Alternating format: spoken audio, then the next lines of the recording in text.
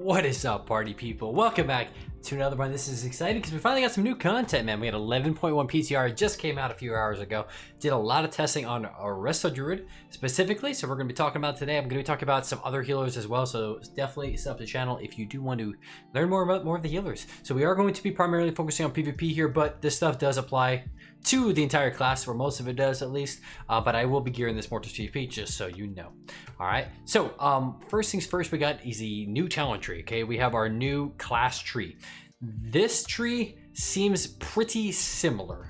There is very few differences that actually are impactful. I thought it'd be a little more impactful than it is. Highlights that I would like to point out here: kick is very easy to get now. It's a lot easier to get versus what it used to be, and you also can combine that with fluid form if you like, so you can kick while in caster form and it doesn't cost that global to shift, so that's one nice little plus. This kind of top area is pretty similar. Improved Nature's Cure is baseline, so your curse spell is baseline. You don't have to remember to take that, which frees up a nice talent for us. They did baseline nerf a ton of abilities, and then they basically made nodes to buff them. What that did is kind of annoying.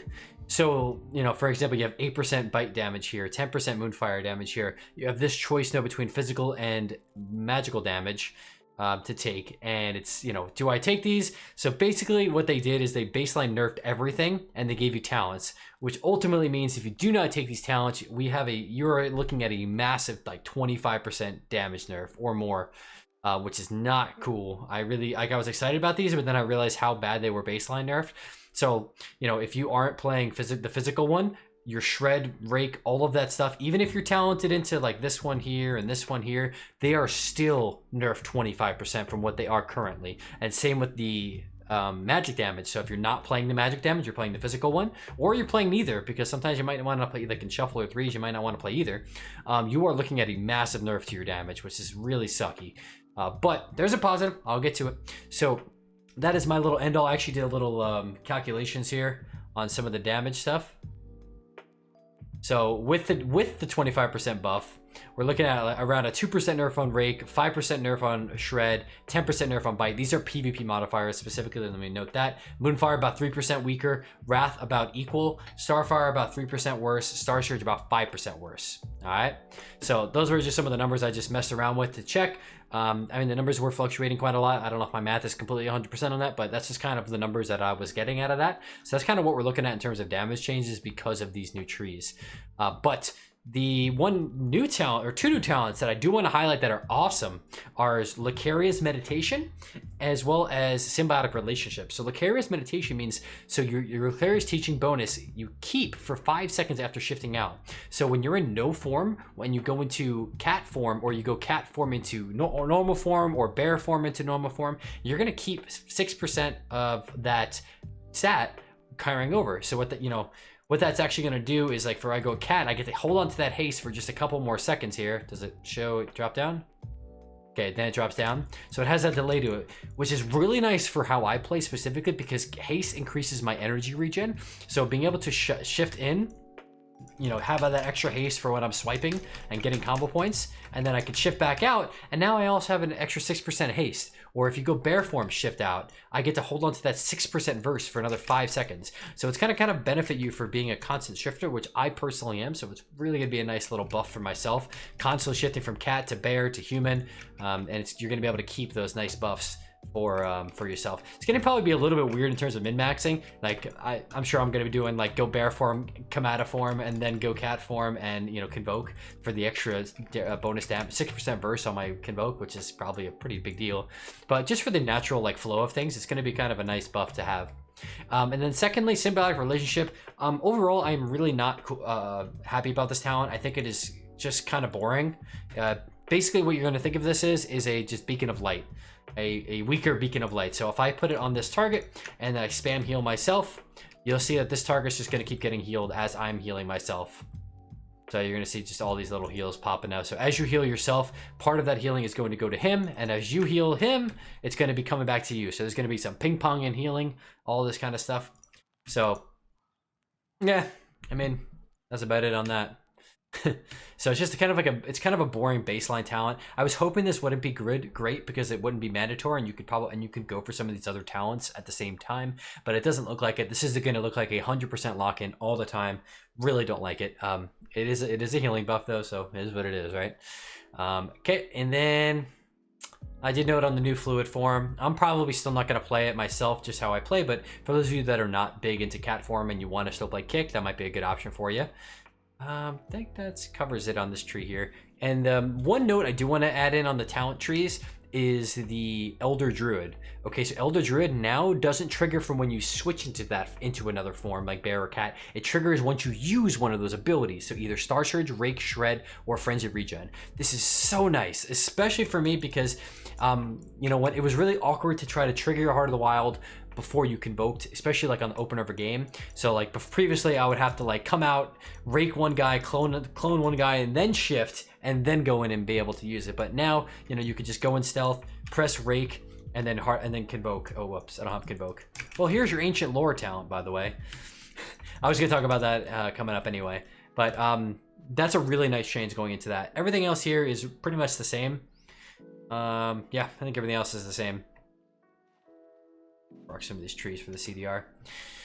Okay, so that's our talent tree here. When it comes to the PvP talents, this is the most exciting part here. Forest Guardian is going to really be a ton of fun, and it could make or break the class in terms of the healing. Okay, reason I'm saying this is basically, all right, let me summarize this. So if you have hots on up to 3 targets, which this, you know, in Shuffle or 3v3, you will have hots on all of your targets. Every time you press Wrath, Starfire, Cyclone, or a combo point generating ability like Swipe, Rake, or Shred, you are going to add 1 second on every single hot that all 3 people have.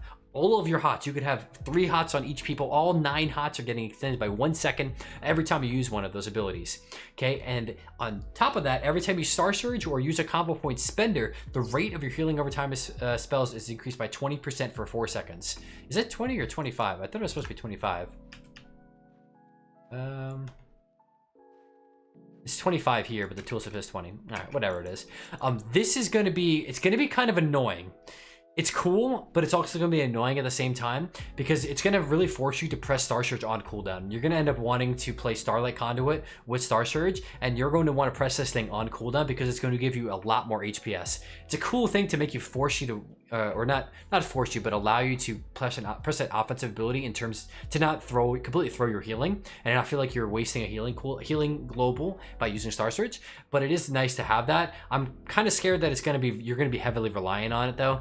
Which can be kind of annoying, but in terms of the healing, it is really cool for playing offensive. You know, this is more so in 2s, but I'll show you a way in 3s as well.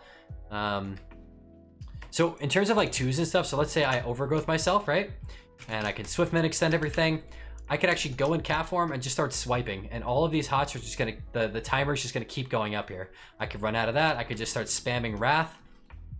And as I'm wrathing, I'm able to keep up these hots. So all of these hots are just staying up. I can extend them again with my Swiftmend. And you can even keep a Shinarian ward up a lot longer than you usually can as well. So with all these buttons, and then you can go back in cat form, and I'm able to keep up my hots all the time so that it prevents you from having to constantly swap out of form to refresh your hots. That is going to be so game breaker in 2s. Probably going to be a little bit OP in 2s, and partially in 3s as well, or in Shuffle, because if you do run this with tree form too, right? Let me show you ancient lore before I show you that in tree form, just because of the cooldown. Ancient lore, I'm not very interested in, to be honest. It kind of depends on how this tuning is going to be in the game, but basically what this does is it's a 1.2 second cast time. It replaces your regular tree of life form, and you only get 2 buttons. All of your other healing buttons are gone. Okay, so all you can do is press 2 buttons: mass healing, mass blooming, and blooming burst. One of them is like an AoE and applies a missing hot. Another one is a single target and it prevents a applies a missing hot. So when you press this ability, all you have is 2 buttons to press. You can't even clone or anything. So I just start pressing this button and spamming this other button. I can't move, but I'm also immune to CC. And you just start spamming this heal, and you usually can get 2 of these mass bloomings off.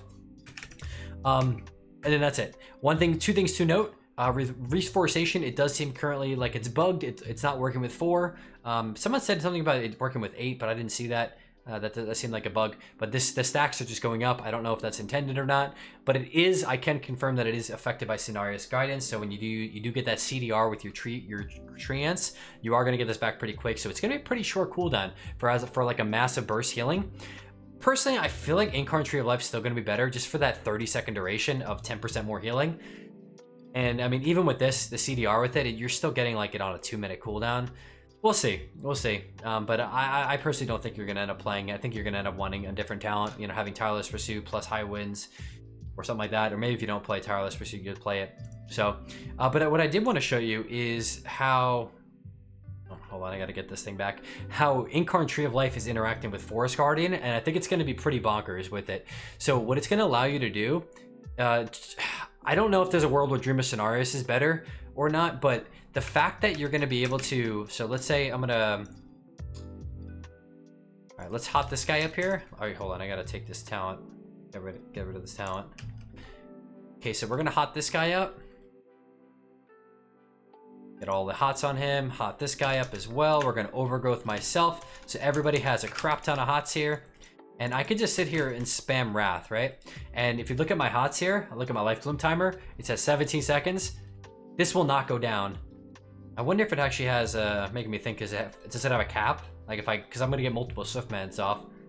I can Swiftmed again, it's up for another 19 seconds. So all of these hots on all of these targets are just maintaining this entire time. My hots are just not going down. So you're gonna be able to just spam Wrath in tree form without the risk of having to reapply hots. Certainly you're probably going to have to throw in heals here and there, but it is really nice to have the thought that you pressing clone or you pressing Wrath or swiping and going for a maim is actually not going to take away from your kind of throughput in the grand scheme of things. So yeah, that's it for all the new talents and whatnot. The last thing I did want to touch on, I talked about it in here, right? Two more things I guess I wanted to talk about. Miss anything else up here? So ancient lore affected by Cenarius guys. Yeah, we talked about all that already.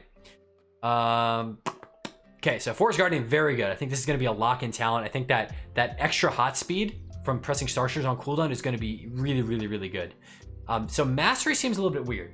I'm not sure if everything is correctly tuned. So if you don't know, Mastery was changed so that it's more impactful when you only have 1 or 2 hots on, and it's less impactful when you have a ton of hots on. So an example I did was Swiftmend with just Life Bloom and Rejuve. It was roughly the same healing on retail, the current patch and the new patch, right?